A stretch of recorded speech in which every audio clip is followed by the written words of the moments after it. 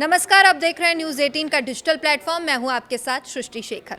दुनिया की सबसे खतरनाक समुद्री पट्टी जहां से गुजरता है दुनिया के तेल व्यापार का बड़ा हिस्सा, और अब वहीं से अचानक गायब हो गए दो जहाज। हॉर्मुज जलडमरू मध्य एक बार फिर वैश्विक तनाव और रहस्य का केंद्र बन चुका है। ईरान और अमेरिका के बीच पहले से जारी टकराव के माहौल में अब एक नई घटना ने पूरे पश्चिम एशिया में चिंता की लहर पैदा कर दी है। इराक की पोर्ट अथॉरिटी के मुताबिक बोलीविया के झंडे वाले दो जहाज ब्रिज 1 और ब्रिज 2 शुक्रवार तड़के अचानक संपर्क से बाहर हो गए।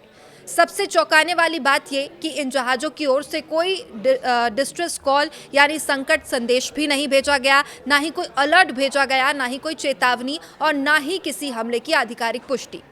तो आखिर ये जहाज गए कहाँ? क्या ये तकनीकी खराबी है या फिर इसके पीछे कोई बड़ा भू राजनीतिक खेल चल रहा है?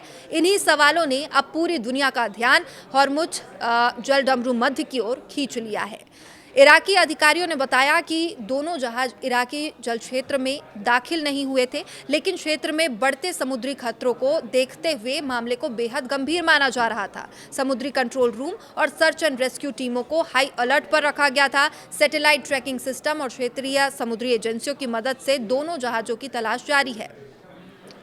लेकिन सवाल सिर्फ दो जहाज़ों का नहीं है, सवाल उस पूरे समुद्री रास्ते का है जो आज दुनिया की अर्थव्यवस्था की धड़कन माना जाता है। हॉर्मुज स्ट्रेट ये वही सकरा समुद्री रास्ता है जो फारस की खाड़ी को अरब सागर से जोड़ता है।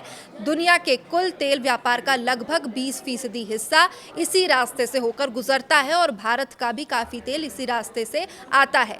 समुद्री अरब, इराक, कुवैत, यूएई और ईरान जैसे तेल उत्पादक देशों का निर्यात इसी मार्ग पर निर्भर होता है। ऐसे में यहाँ किसी भी तरह का तनाव सीधे वैश्विक तेल की कीमतें, शेयर बाजारों और अंतर्राष्ट्रीय व्यापार पर असर डाल सकता है।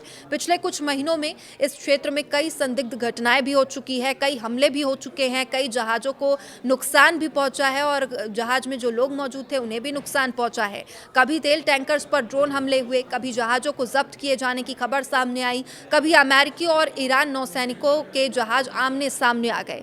और यही वजह है ब्रिज 1 और ब्रिज 2 का अचानक गायब होना केवल एक तकनीकी समस्या नहीं माना जा रहा। कई सुरक्षा विशेषज्ञ इसे संभावित क्षेत्रीय सुरक्षा संकट के रूप में भी देख रहे हैं।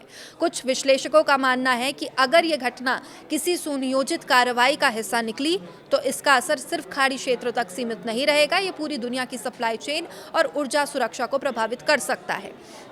इसी बीच एक और बहस तेजी से सामने आ रही है कि क्या नाटो को हॉर्मुज जलडमरू मध्य की सुरक्षा में भूमिका निभानी चाहिए। अब हाल ही में नाटो के सुप्रीम कमांडर ने संकेत दिया कि संगठन हॉर्मुज क्षेत्र की समुद्री सुरक्षा के संभावित योगदान पर विचार कर सकता है। इस बयान के सामने आते ही अंतर्राष्ट्रीय राजनीति में हलचल तेज हो गई, लेकिन नाटो के भीतर ही इस मुद्दे पर मतभेद साफ दिखाई देने लगा।